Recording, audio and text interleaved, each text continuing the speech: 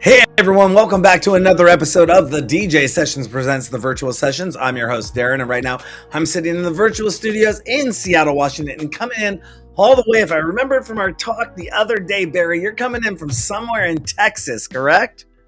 I'm in Houston. Houston, Texas. We got Barry Coffing. What's that?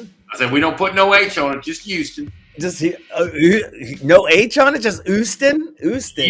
You put the U in there now for sure. Okay, I got that down. I'll have to remember that when I come out and visit. But Barry Coffing from We Get Artists, musicsupervisor.com, and springboardfest.com in the house today. And after having a wonderful conversation with him earlier this week, I found out a lot of information about his companies and the projects he's working on. So we're going to dive into some of that today. And, right getting into the heart and meat and potatoes of it, Barry, your company represents over 20,000 labels, libraries, and artists. What was the original problem you were trying to solve when you built Music Supervisor and We Get Artists and all of this? So my background is I was writing songs for film and TV and kind of scoring the occasional movie, and I really liked working on indie films. And the problem was that they had limited budgets. So in order to be able to live in LA and take the time off you're basically saying I'll see you in 6 weeks, and so I would say, all right, well, I'll do everything. I'll score your movie. I'll write whatever songs you need. I'll find what other songs you need. I'll do the music editing. I'll be your music supervisor. I'll do all of it. And there was all this software to make music, but when you went to license it, I'd call my friends, but it was kind of thin. You started to panic if you needed something special. So, and also too, I had like a 6-page resume. I really couldn't get arrested for supervision and all this stuff. I'm going, but look at all these cool things I've done, not in LA. So in my basement in El Segundo, California, me and 4 or 5 of my friends got together and said, what if we put all of our resumes together? So we had a 19-page, and we said every one of us can use the super resume. So we went out and suddenly we were all getting works, So I had Peggy McAfee, who did sound design, a great producer engineer in her own right, but also went on tour with Chicago and ran all their MIDI rig, that they call it the waterbed at the time. And then I had Julius Robinson, who was kind of a songwriting partner. And then Gail McGregor, who was an artist that I'd worked with. So all these different people, and she had done music licensing and different stuff. So we kind of got everybody together. And it started like that. And then I realized what we did is we just traded hard drives with everybody's songs. I got this guy, I got that. And then we got to about 2,000 songs on the hard drive. You'd end up going, now I know one of us had a punk. Which one's the punk band? Oh, yeah, Dog Meat on Toast. Okay, great. And so I ended up... Dog Meat on Toast. Yeah, I ended up working on building like a kind of front end for FileMaker Pro. And then at that point, we sort of had a life thing happen. My dad had a stroke, and my sister was bearing the brunt of that. And I had 4 kids who really hadn't grown up knowing their relatives. And at that point, my daughters were getting dating age, which was always unnerving. And my son, I had 2 sons, a nice wide split there. But my 9-year-old, I was saying, hey, I got tickets to Fountains of Wayne. Do you want to go? And he said, you have backstage passes? Because if not, nah. At that point, you're going, okay. At 9 years old, he's asking for backstage passes. Well, he's used to a certain lifestyle. Oh, okay, so okay, fair enough. Okay. Yeah, you're going, okay, that's it. So my sister had ended up with 2 houses. I'm going, I'll take one. We moved back there and got to spend, my final 10 days with my dad. My daughter, my youngest daughter, went to the high school for the performing visual arts where I graduated. So I got to do all of that kind of stuff. And my wife got to be her grandmother, who was really close to her mom. So we kind of did the family thing. And once you do 20 years in LA, you've got the contacts to keep working. Yeah. So I got some Texas oil men and said, I've got this idea to build a software to find music for licensing. And this one guy, Jim Stanka, went and had lunch with him. He goes, I like movies. My wife likes movies. Will 50 grand get you started? Yes, sir, it will. And he ended up bringing a bunch of his friends and funded the whole first round. Nice. Then it had another guy, David Skinner, who was another they tended to be oil men, or wild guys, And so he came and helped with the second round. And $1.8 million later, I have musicsupervisor.com, and we have an incredible search engine that could search any way you want. And then it told you in 15 seconds I didn't have the music. I went, fantastic. So then I took a couple of friends and we traveled the world for 5 years signing every Lithuanian flute player. And so then once we got to be about 6,000 songs, then we start licensing. And now we're up to about 320,000 songs. And the search engine is crazy. You can log in at midnight as a music supervisor and go, I want a rock song mid-tempo with a male vocal that sounds like that band Oasis from the 1990s. It's kind of sad, but has birthday in the lyric, and I need it in Portuguese, and it's got to have acoustic guitar. Ding, ding, ding. And we've been doing that for 20 years. So wait, somebody actually has to take each of these songs and catalog them all, or do they come when they're submitted to you? Do people put that information in already? I would assume. Yeah, well, they'll walk over broken glass to be in the movie. So we get them to do it, and then we go in and we proof it. You know, proof it. Yeah, I was gonna say that. We make sure, and we do quality control. We make sure that it's a certain level. But I'll be honest, man, we license some pretty crappy songs. You know, most of the stuff's really great, but sometimes you'll have a rock band that decides we'll write a country song. I wish you wouldn't. But if you need a really bad country song, hey, we've got it, you know. Well, you know, it reminds me of like when we were looking at the DJ sessions and of opening up our own record label, and we were determining were we going to take submissions. And I talk with a lot of labels out there as well, and artists that are producers, and you know, sitting back looking at it and how many submissions would come in if I opened up the floodgates. Do we produce our own music and it's our label? Do we open the floodgates and take submissions? If we say in electronic music we want house music, we're getting submissions for drum and bass, or we're getting submissions for psytrance, or we're getting submissions for some weird stuff that people are just in our database funneling away. And it's like, we have to take the time, look at that submission. We don't know. They can click and say it's house, and then we listen to it, and it's like, that's drum and bass. Why are you submitting this to us? You know? And how much? How can you not tell the difference? You know? Yeah, and what if you, like you said, somebody is a rock band and they produce a country song and it's terrible, but it still goes out there. There could be a possibility of somebody licensing that song, saying, "Oh, look at this, yeah, like this is what I'm listening to on my Walkman, or I'm a really bad band, and they want a bad band, country band sound." Well, what happens is need indie rock band next door who sounds like they can barely play. Mm-hmm. Oh yeah, we pop them in there. You know, we have the ability, and you know, we do a very rough quality control. We got 1, 2, 3. 1's good as anything out there. 2 is 3 is it's horrible. Bury it. And all we do is put it at the back of the line. You could still find it. It's just not the first thing that pops up. Gotcha. So if we need something crappy, we just go indie rock. Go to the back of the bus. And I assume those songs are less expensive to license than maybe a 2 or a 1. No, or they're all exactly the same amount. Yeah, we get as much as we can get. Oh, okay. No. We would never devalue their art. Okay. I don't. You know, I'm not a music producer, but I'm trying to turn more people on to using your service because a lot of people, they go out and they go to Spotify or they go to SoundCloud or they go to CD Baby and put it in iTunes, and it's like there's a whole nother. I have a friend of mine who just tells people all the time ad nauseum, screams it from the trees. If you're a producer, don't look to make money off of Spotify, SoundCloud, you know, all those services. Get into licensing your tracks. And he'll sit back and he'll just make tracks after tracks after tracks and put his whole catalog up. You wonder why he's collecting a paycheck now. Because this might be used here. It might be used here. It might be used here. It might be used here. And it's all done. And he's just collecting checks off that now. And winning awards. And saying my stuff was used in this movie and it was used over here. Which kind of leads into my next question here. You know, you say that almost nearly every major film company and TV network has used your software in some shape or form. What does that actually mean day to day, and what makes a platform stick in that Hollywood workforce? How do you keep top of mind by doing that? I mean, I would assume it's like a good chef always having to produce good food and changing the menu up to keep people coming back. Is that something that works in? I'm not familiar with that side of the Hollywood side of business, so I'd love to get your take or hear how that works. Well, and part of it is people act like there's a lot of sales in it. And as a supervisor myself, yeah, I got a new song. That's fantastic, but that doesn't help me. Like it's not unusual for me to get 100 emails a week. with people when we hear a song.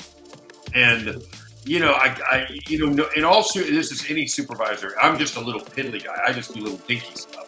But the guys that I service are the guys that do all the big stuff.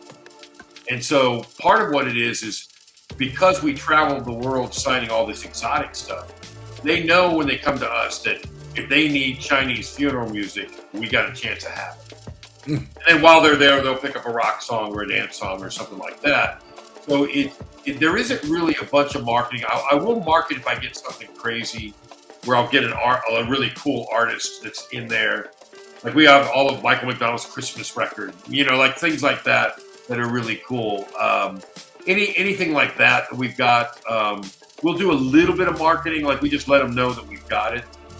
But it's really not that much marketing. They just come back because we've got the catalog, we've got the search engine. And I'll be honest with you, 80% of the time, they're so busy and so crazy. Like to be a supervisor for a living, you got to have 20 projects going at any given time.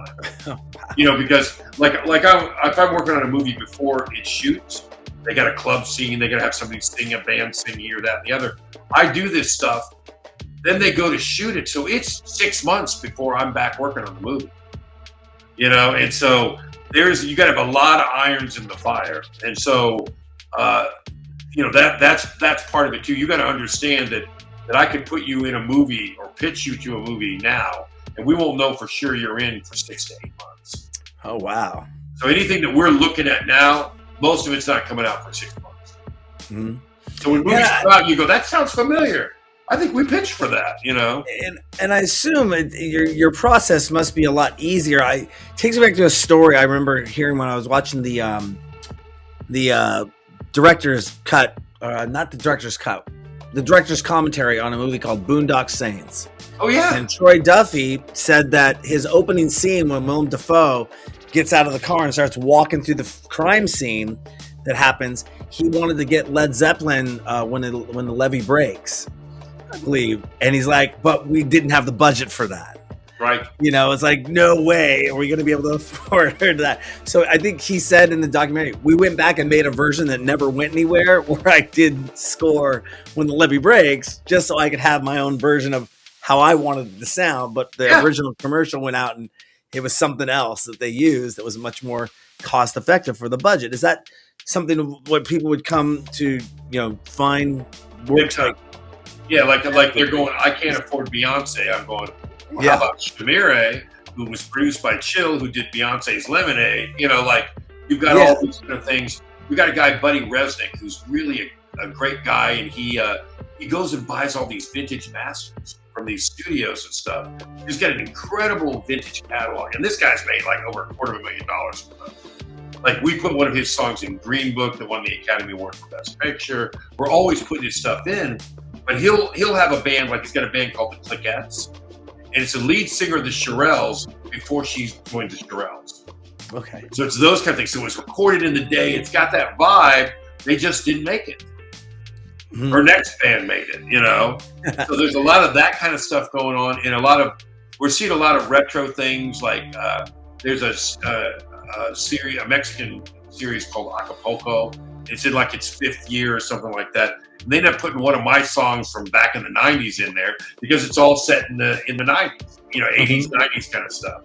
So even the records that you're going, oh, that old thing, oh yeah, put that sucker up, Now, another claim that I noticed I saw that was a track you represent gets licensed about every 72 hours. It sounds dramatic, but like, what typically triggers a yes moment, and what are the top 3 reasons a great song might still get passed over? Well, let's start off about great song. That's a factor. Like, you got to remember that 90% of the time, you're wallpaper. I want you to create a vibe and lay there. So there are songs. It's just it's like the old, it's not you, it's me. Like if a song is really great and suddenly the lead singer pops up an octave and hits this amazing note, the second that you quit listening to the actors talking, I mean, they're going to kick you out for being too good. Now, if Okay. it's an opening title song, driving thing, love montage, you can be the star there. Other than that, don't distract. You know. Other than And that, so no. we place more good songs than great ones, to be honest. Okay. You know, and it's just the idea is it's got to make the movie look better. Mhm. That's the only reason. They can be my best friend. I can buy them sushi all day long. They are not effing up their movie. You know, they're not effing up their $100 million movie for your $5,000 song. You know, and that's the truth. That's a great thing to go with there. Gosh, I just had a question about that process. Oh, when a track gets picked, is there something on the back end that says this has been used before, or does it track like it's been here, been there, or its popularity? That would be a real good thing, and that's what everybody wants us to do. I like to liken it to you've got a new girlfriend. Does she need to know every other girlfriend you had? Absolutely not. In fact, we tell people, especially if the song's been in a lot of movies, shut up. Shut up. Like, here's the deal. Your girlfriend isn't going to respect you more because, hey, I dated a British model. I did this. You know, I did this one girl. You know that famous actress? I did her in a bathroom in a bar in the Bronx. It was incredible. Don't you find me more attractive? And the answer is no, they do not find you more attractive. So they want to discover you. It's like, I would normally never give my song to a man, but you, sir, Darren, your movie moves me. And they can find out later it's been in 47 things. So we have put one artist. It's literally been in 47 other things. I put one of her songs called We're Hot Tonight has been in 8 movies. Which one? It's called We're Hot Tonight. The artist is Gail McGregor. Put her in 8 movies. Same song. It's been an opening title song, a fight song, a driving song. It's been everything. So, you know? What would be the reason that a song may get passed over? Like top 3 reasons why a song doesn't look good in the picture. I'll give you 2 things. Number 1, you're not making the scene better. So everybody who thinks I've got a ballad that'll be great for the movies, no, you don't. You know what? I've never been in with a director. They're looking at a scene. They're going, you know what? There is just too much energy. Let's put a slow song to take some of the edge off. They're going, this scene is dying. Give me something fast under there. So if you want to get your songs there, mid-tempo and up. Don't put ballads out there. Your odds of getting the ballad, like the end title song, like they want a tearjerker ballad, they're going to hire a guy like me to write it. You're not going to get that. The other thing that could have you get thrown out is like, is you go in and there are certain franchises I will not name, but they'll go and they'll put we'll have songs in their movies, we'll have 5 songs in the movie. It'll be in there for months. We're going, we're going to clean up. 2 weeks before it comes out, they fire the music supervisor and delete every song from the movie because Sony, Warner, or Universal just bought the soundtrack and they chock it full of their bands.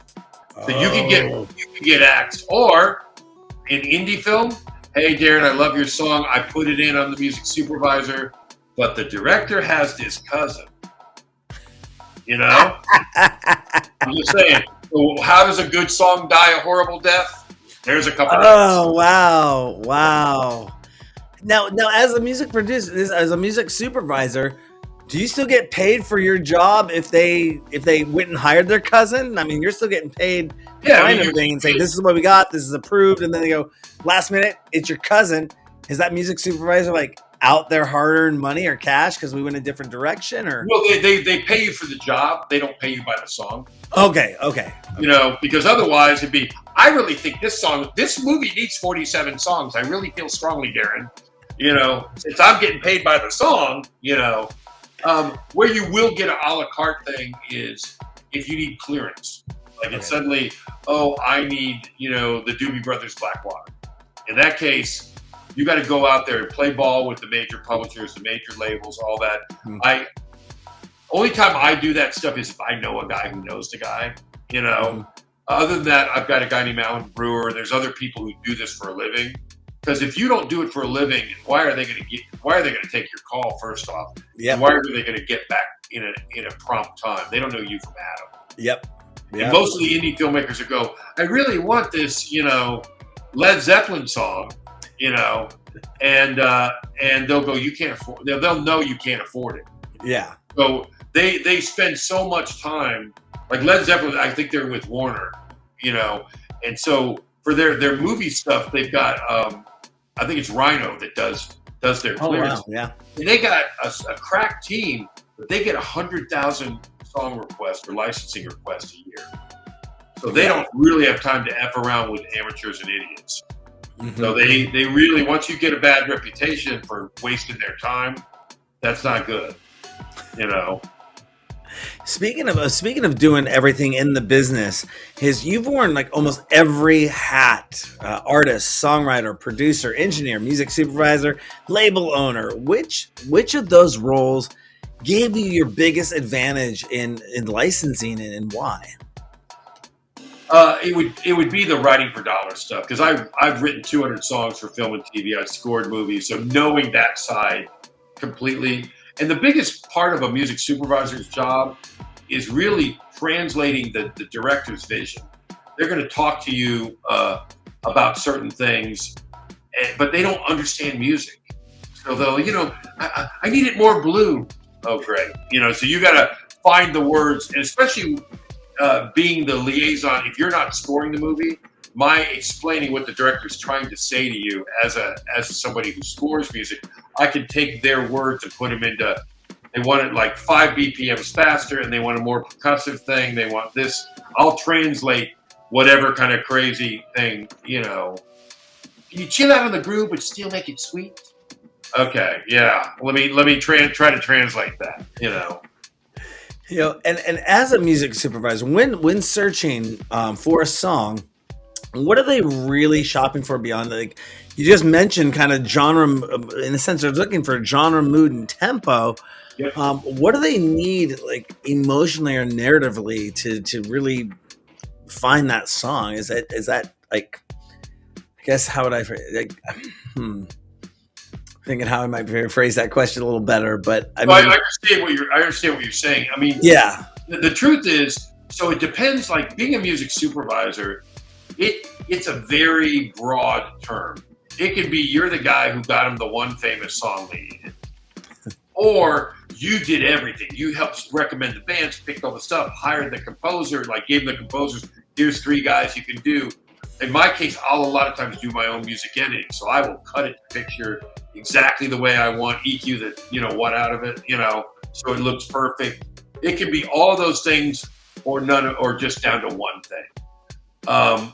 When you're doing the bigger part of the job, you'll go through and you'll say, this girl is this age, that thing, this thing. I think she'd be listening to skater music. I think this is her thing. What do you think? And I think one of the bigger deals is who's your boss. So depending on the job, so if you're doing a film, the director generally is your boss. Once in a while, there'll be a strong producer, but mostly the director's got a vision. Like the average film from the time of I got a cool idea to watching it at the movie theater takes 8 years. It is a really long, brutal journey, And so these guys have lived with these characters. They've got a real good idea. And especially if you've got a writer-director. Boy, and then a lot of times the writers will put famous songs in, and they're listening to Bob Dylan, and they're, and you're going like, no, absolutely not on your life. You got to go through and say, here's what you can and can't afford. So that's one of the things that you do. But if I'll also, there's almost you're making somebody else's vision come true. You can put your suggestions in. And I've had a few producers, Fred Cooner, shout out. He was the producer on the Buddy Holly story. One really cool guy, came from the finance world and did an indie film I was in back in the day. And we both ran off to LA, and I ended up working on an indie film of his called 29 and Holding. And he let me score it and do anything I wanted. The entire movie, I scored it, put songs in, did everything. They threw one cue out in the entire movie. Like He just let me, it was like the most fun in the world. I mean, I thought I did a really good job, but that's not normal, And I've had other ones where I've had the director throw out the opening title song 3 times, and I kept recutting it, trying to sneak it back in, because she couldn't afford what she really wanted. So it's getting over that. I have a vision for this, but you can't afford your vision. So this is the next best thing, you know. Yeah, and for independent artists that are watching, producers, what are the biggest misconceptions about getting placed in film and TV? That's a great question. Okay, 50% of it works exactly the way you think. The other 50%, you are madly mistaken, and not like kind of off by a little bit. You are 180 screwed up. So the first thing a lot of people think, your natural instinct is, I want to be with small agencies. I want to be somebody who's going to really focus on selling me. Bad news is there's no selling in this. I need a song that does this, that is this style, that is this thing. If you've got a tiny catalog, you're the last guy I'm going to call. With the exception of, Darren knows EDM stuff and all that. Okay, great. I'm going to go straight for you for that. You can survive. So if you're going to be with a group that only does big band or something like that, that makes sense. If you've got a bunch of pop songs and stuff like that, absolutely not. You want to be with a big library where there's more lottery tickets. That's the first thing. The second thing is there's a lot of things. Normally when you write a song, it's don't bore us, get to the chorus. But sometimes in things like Grey's Anatomy and these things, a nice long intro, they'll do we have a slang term, we call it scores. That's using a song as score. So one of the other things, if you really want to get in, always do an instrumental mix. Always. I was just going to ask you, do an instrumental and yeah. Yeah, you want to do, so in a perfect world, here's the mixes. You want the full mix. You want the instrumental, which means no vocals. Then you want a TV mix, and this is not just for you. Like if you're going to do a TV show, like it's called a TV mix because the TV studios are terrible. So your band is never going to sound good in a TV studio with one SM58 microphone. So you're going to have the band fake and the singer's going to sing live. And then the last thing that makes you a royal rock star is you want the lead vocal in stereo with all the effects. That allows somebody to take a song and have a long intro and pull the lead vocal down, way down. For the first verse, it's just whispering.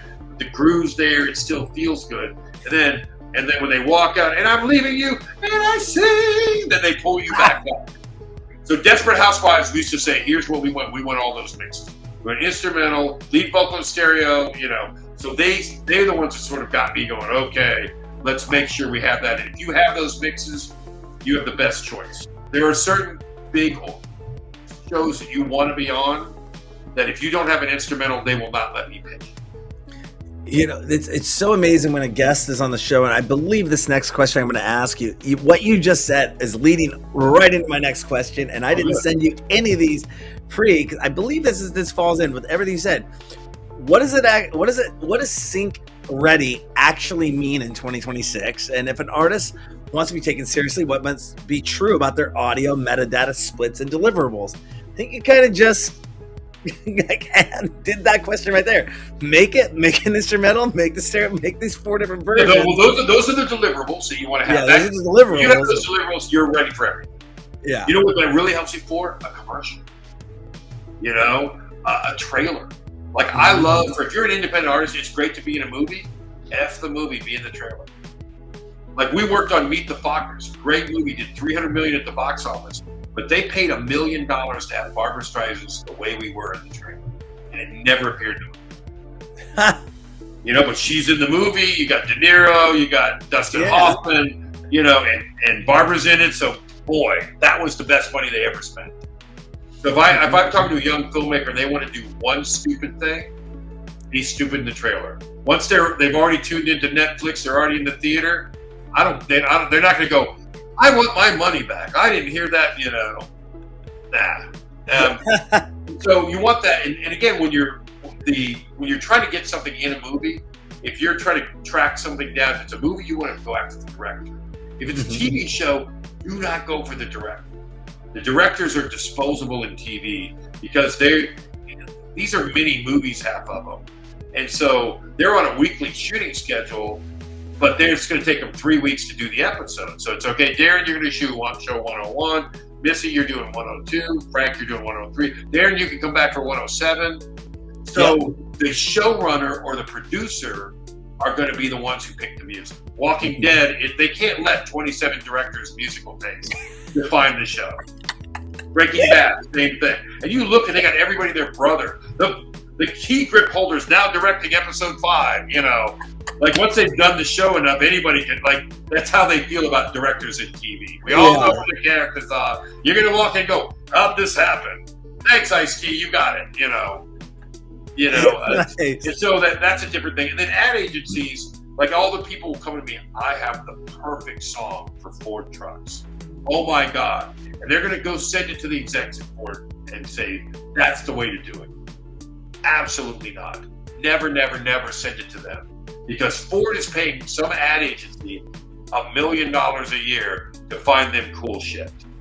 If they were to use that thing that Ford said, here, let's use it for the campaign.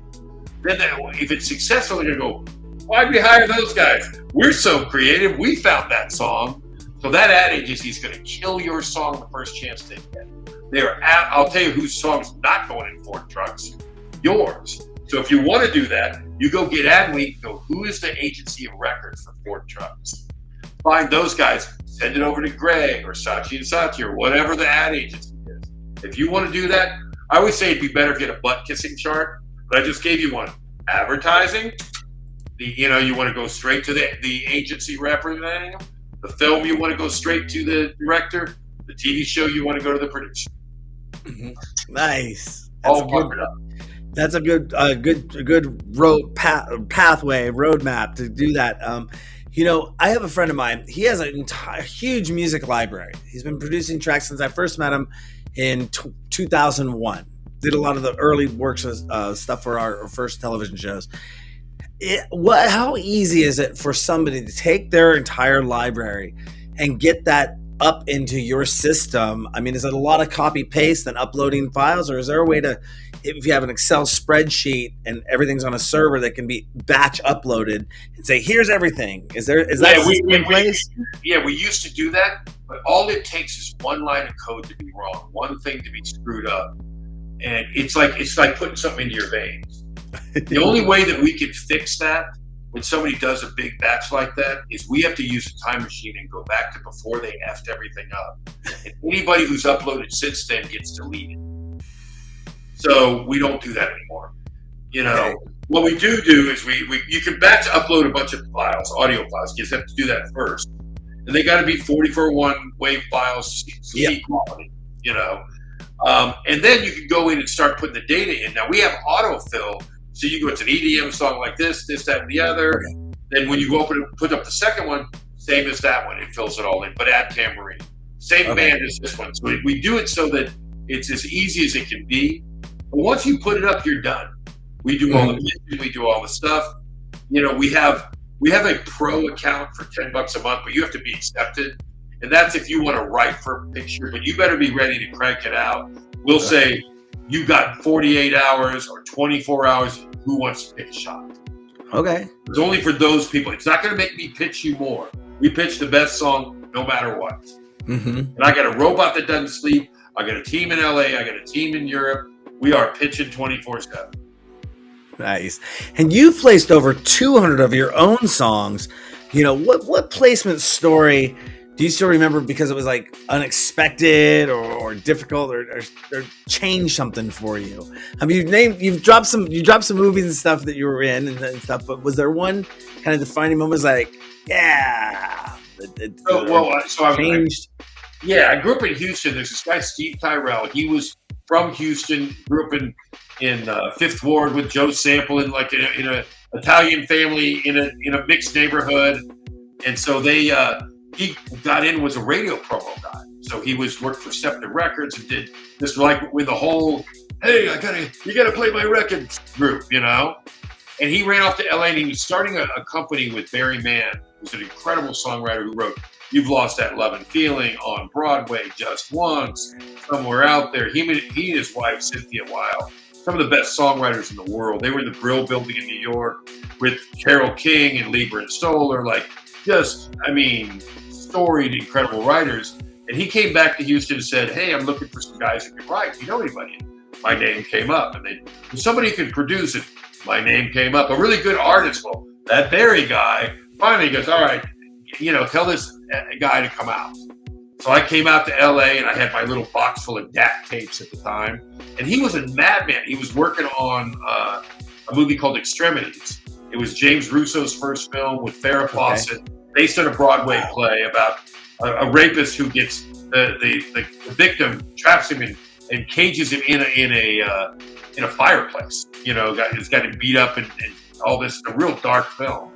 And they got a scene where a horse comes peeling around, and this music's blaring, and this guy's got a knife to this girl's throat, Farrah Fawcett's throat. And he goes, "Hey, Barry, come on in. This is one of our writers right now." And I barely met him. And he goes, "What do you got? I need something for this scene." So I think it was Donald Petrie was the director. And then so I pull out one of the songs from my band.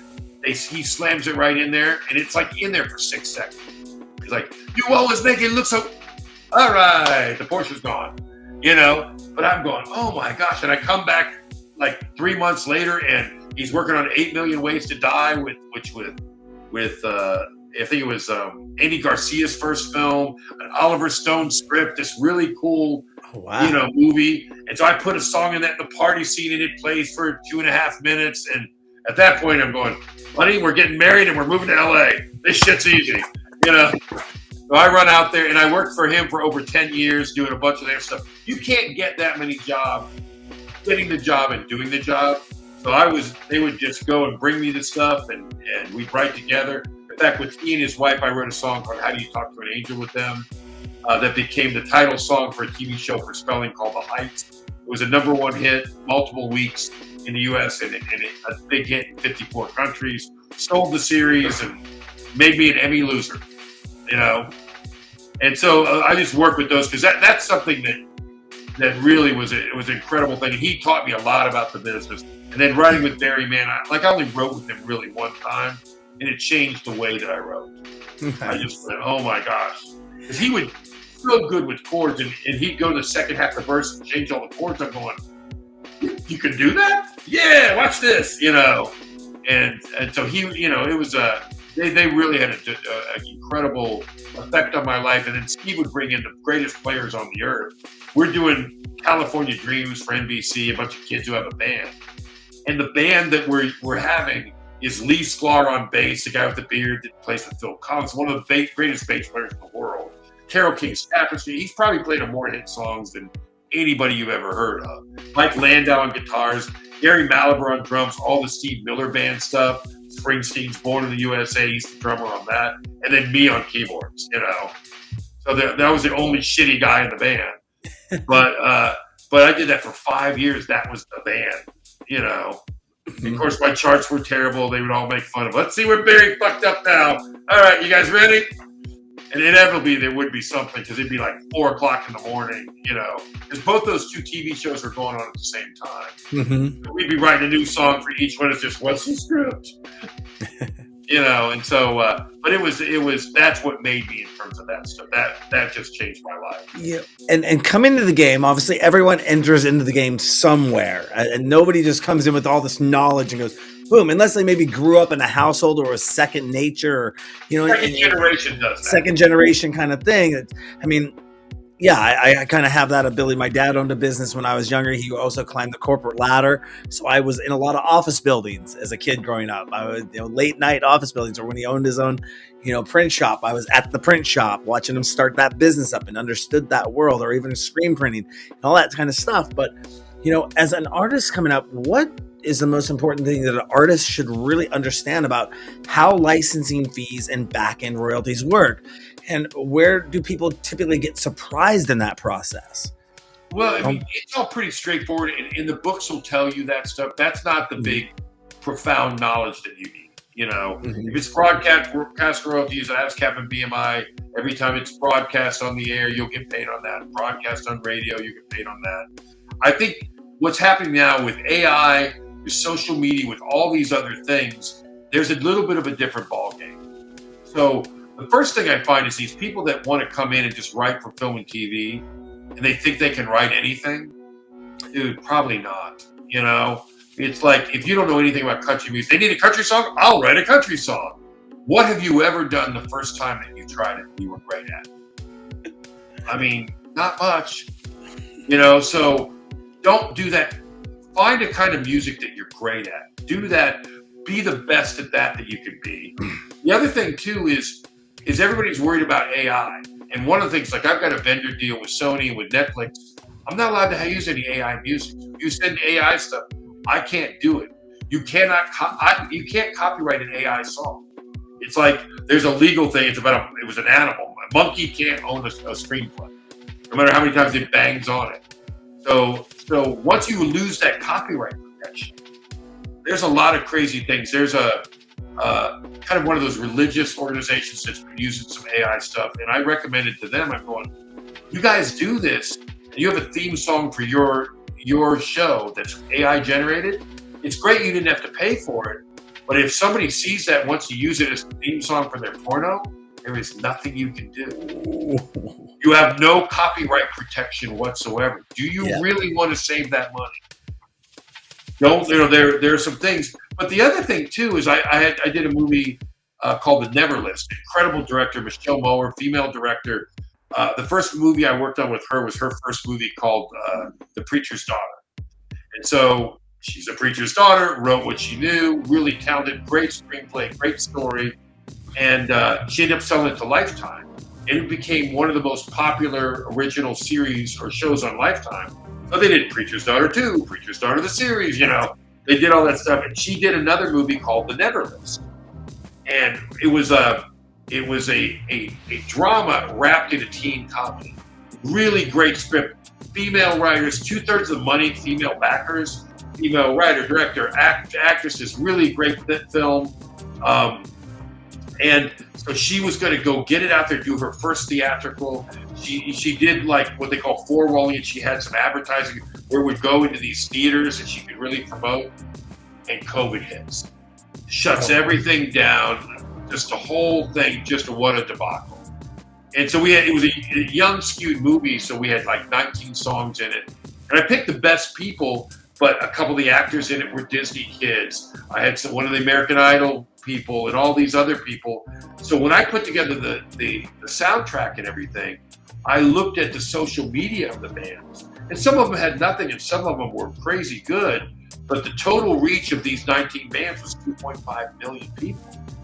Wow. So when we went to video on demand, when you do a theatrical, they say, okay, you can do theatrical, we'll put it out, but you can't put it on video on demand for X amount of time. Mm-hmm. So we had to wait. So all this promo that went out for the movie, that had all died.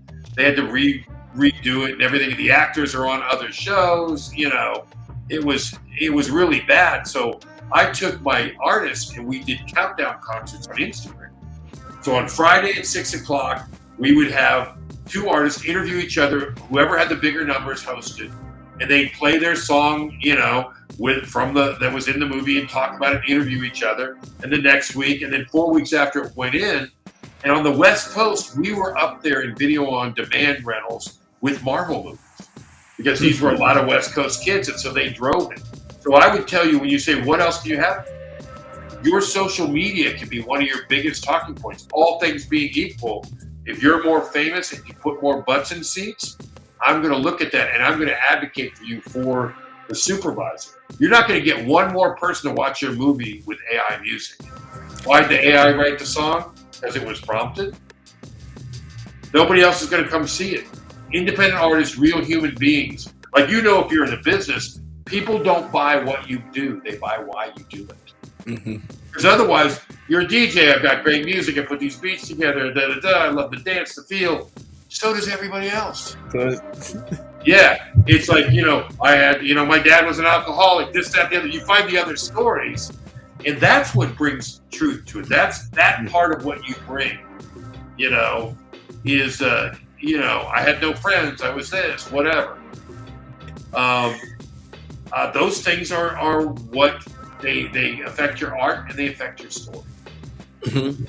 Definitely, I'm doing a kind of phoenix out of the ashes rising story right now after taking an 8.5 month hiatus from 2024 to 2025 and coming back and get the engine running and everything and going through these interviews and answering the questions. It's like, yeah, anyone can pick up a video camera, anyone can turn on their webcam, anyone can use their phone and do a live stream show, but what's the story? Why are you doing it? Just because everyone else wants it?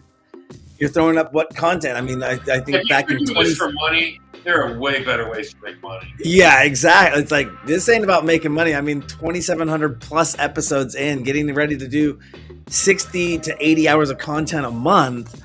And if this is about the money, I'd go work. I'd go back to work for Fortune 500 companies.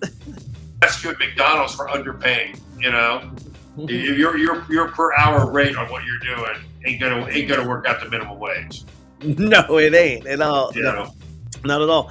But in working with a number of brands and agencies as well, what's the difference about a licensing for advertising versus film and TV, and how would an artist prepare for that world? What would be the best way to maybe? I think you might have already previously answered that. In advertising, you don't prepare for that world, as much.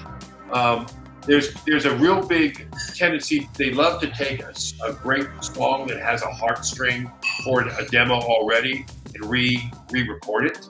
So if you want to get into that for advertising, find some one-hit wonder bands where the publishing will be cheap and redo your own version of it.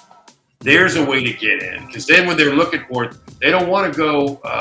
The ad agency doesn't want to pay for the Led Zeppelin version.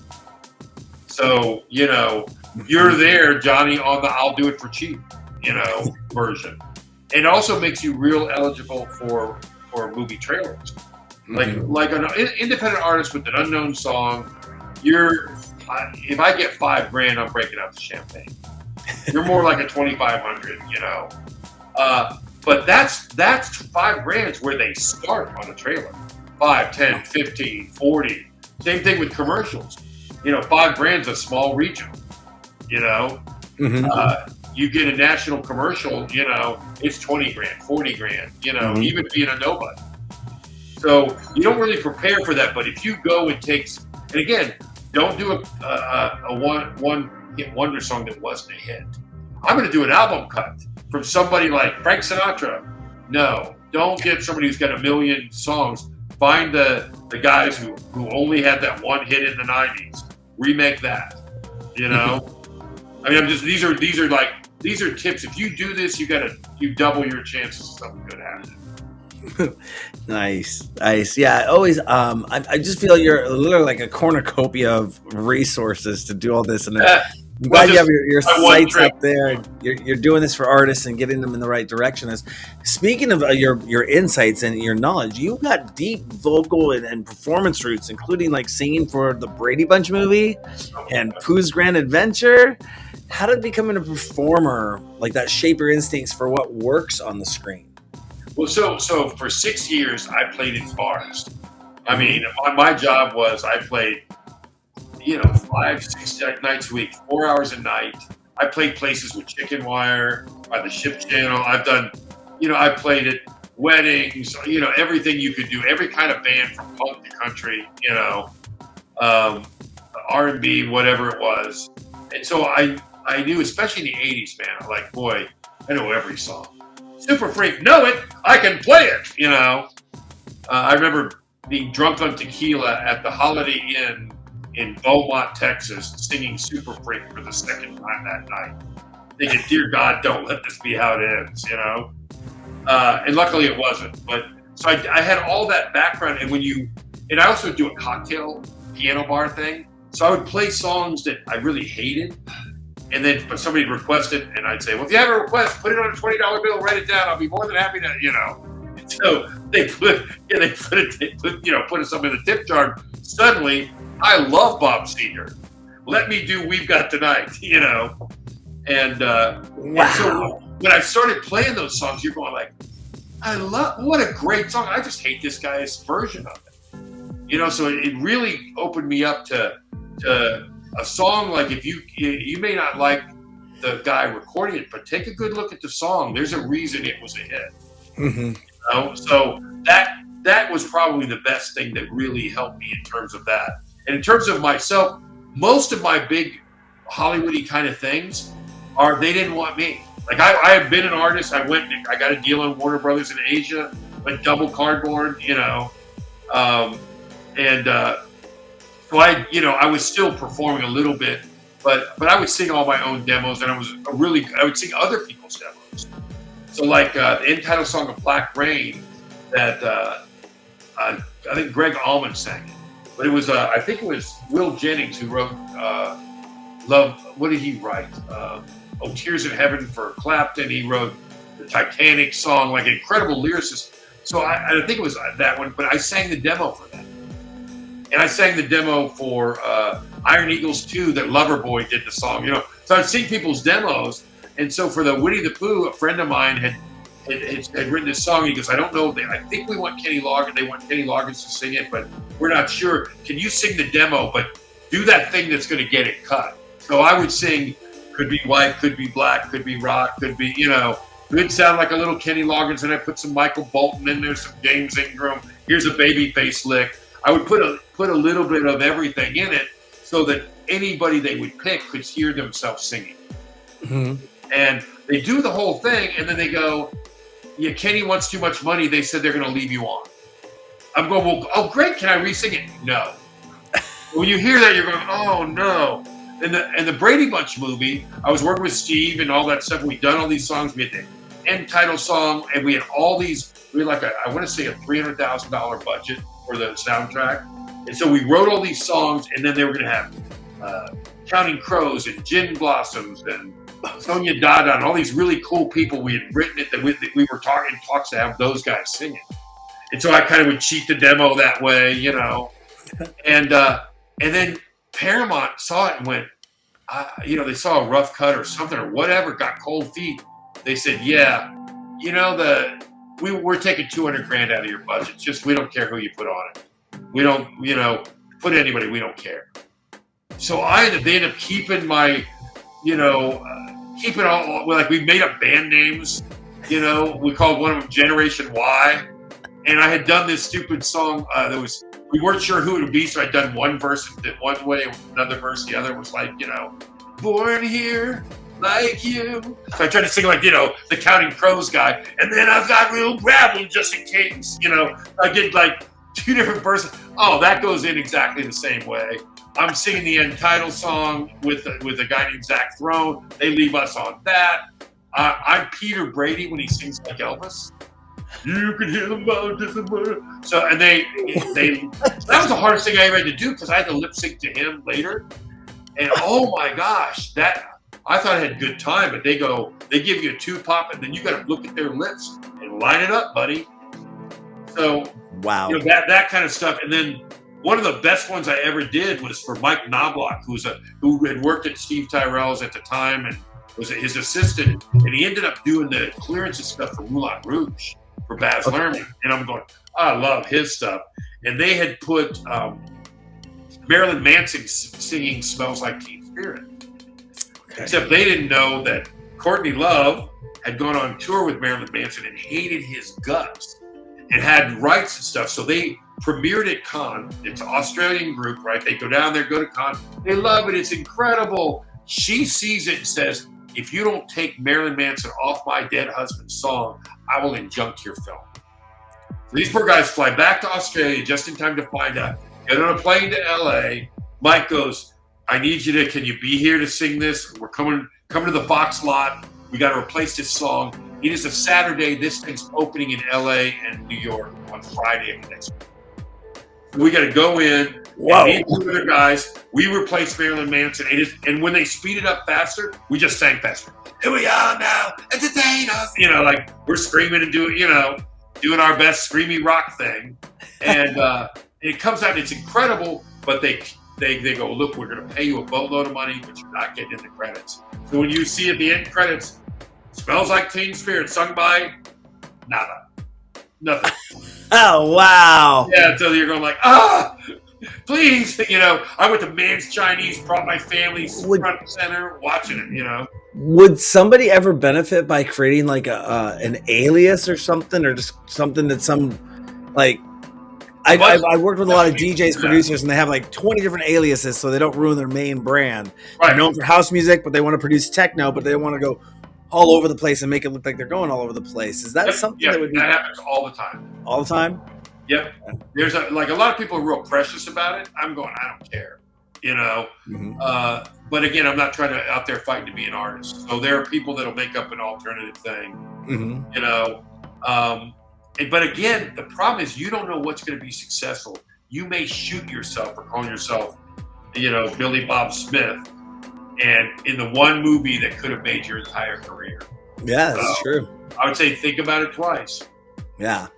Now, We Get Artists sounds like it's a platform built around opportunity and access. Who is it for right now, and what kind of artist wins fastest on the platform?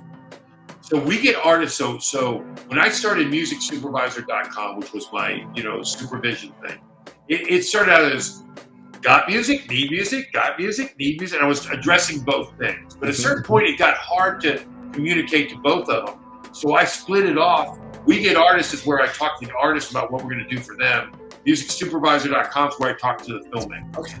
And so we really, on Music Supervisor, I tell them, when should you hire a supervisor? How do you do this? Like, if there's terms in the music business, like, you know, what's a temp dub? What's this? I have a complete list of every term, what it means. So you can almost teach a class there, you know. And then on the other side, it's real simple. I'm going, because our deal is, I treat artists the way I wanted to be treated. So our deal is not exclusive. It's a month-to-month contract. You can get out anytime. 30 days out, F you, I'm leaving, you know. And same thing for us. You're sticking AI music, goodbye, you know. It's, you know, we don't advertise. Good people tell other good people, or people like you that we trust to have good people watching. They sign up. It's free. You know, we basically, the original sign-up is, where can I hear your music? Where do I send your check? If we go, hey, and as long as it's nothing egregious or anything, we go, great. Here's the contract. It's 2.5 pages. You know, and you sign it, and then we're good to go. And you determine what you put up, what we pitch. But it's not precious. It's like a lottery ticket. The more songs you have up, the better your chances. And I'm going to only give you my hit songs. Don't. Because I might need a song that's an album cut that's going to be perfect. Mo is Mo better. Nice. And if you could give one piece of non-obvious advice, not one piece of non-obvious advice, or sorry, I'm saying that wrong. I don't know why I'm saying that wrong. I'm thinking I'm dehydrated or something. We just had the Seahawks win the Super Bowl, and the parade was in town yesterday, so I'm running off like this much sleep. I'm surprised that I expected him, like, he could be calling in. He could have the Super Bowl flu still, you know. But so I was working yesterday out there with the crowd in the stadium, next to the stadium, with our truck, and DJing up on top of the truck with all this hundreds of that. Well, they said 1 million people, but around the stadium it was probably a good 150, 200,000. It was pretty awesome. But if you could give one non-obvious piece of advice to artists who want constant placements over the next 12 months, what would that be? I think you almost just summed it up as like, submit everything. Yeah, there's that. So I'll do a class. Sometimes I'll do a thing, how to write songs that are more syncable. Let me give you 3 things to do, you know. One is lyrically. That's your biggest problem. Write to the action. You know, don't write to the action of what's going on. I walked outside, it's raining, this, that, and the other. Write to the emotion. Because the second you say, it was late at night, well, now I can't put in any daytime stuff. It was raining outside. You know, so if you say, you could say, I feel like it's raining all the time. That's fine. You can't say I am. So that's why country guys really struggle too. I got my pickup and I'm doing this, and I got my, you know, like my joke is, I walked outside, it was raining, and I smoked a cigarette. Well, that's a kiss of death. Odds of him walking outside with the rain and a cigarette, almost zero. I'm not getting that in anything, you know. But if you go, feeling lost, feeling blue. Oh my God, she is feeling lost and blue. Let's go. So that's one thing. The other thing too is go ahead and give some breathing room.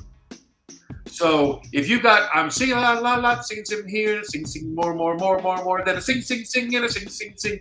Well, nobody better be talking while that song's on, because you're not giving me a breath. But if you sing a little bit, Brad, are you there? And you sing a little bit more, I'm in here. Now I got a chance to move you around. So if you're doing something that allows, if you're doing hip hop, rap away. You're a club banger, we don't care. But if you can do something and leave some holes, that's a good thing. Mm-hmm. You know, the other thing too is the tip I told you. Well, I guess the you know, do one-off wonder hits that are, you know, your catalogs would be easy to clear the publishing. But the other thing I tell people, if you're just a songwriter writing for dollars, you're not an artist, you don't sing. I call it 3 ways to win. You want to write a song for film and TV, but instead of getting a demo singer, I want to get Darren, who wants to be a rock star. I want him to sing it so he'll go out and try to get a record deal with it, where then he makes my song a hit. But it's also a really good production. So if I see, you know, somebody else, if I got a song with a vocalist and I'm in a elevator with Beyonce, oh, Beyonce, I've got this song I wrote just for you. Here's a demo singer. I hate her. But if you sang it, it acts as your demo. You have the ability to put it in film and TV, and you've got an artist trying to get a record deal with it. With that demo singer, you say, I need to be able to put this in a film without any problems from you. You know, now you've done one song with 3 different ways to get the money back. So that's, if you want to get my tips to increase your chances, those are them. Nice. Well, Barry, thank you so much for taking the time to talk with us today. Is there anything else you want to let our DJ Sessions fans know about before we let you get going? I would say, well, there's one thing I'm working on. So obviously, if you want to get in film and TV, go to We Get Artists. We'd love to have you. It's not exclusive. You can be with 100 other people. We don't care. We're great for that. The other thing we're doing is I have a nonprofit called Sustainable Artists, and we do a music conference and festival. In fact, we're going to do 20 different cities this year. And right now we're doing Springboard, Texas. We have a few slots left. So if anybody wants to kind of take a look at that, we're taking all kinds of different artists. But the idea is we typically have 500 to 700 artists sign up, and we pay 50. And then we do a 2-day conference. We coach them up. We've got Guns N' Roses manager, Taylor Swift performance coach. We coach them up, and then we showcase them. And then we're going to take 25 of them on a short tour in Texas. So we're doing Houston, Dallas, San Antonio, and Austin. And so we're looking for really great guys that want to do it for a living. And we want to coach them up and help them. So if you know anybody, refer them over there and have them sign up. And let's see if we can get some more people a little more famous. And that's at the springboardfest.com right below there. Yeah, you can click it there. Or you can go to springboardtexas.com, but Springboard Fest will take you right to the sign up. Awesome.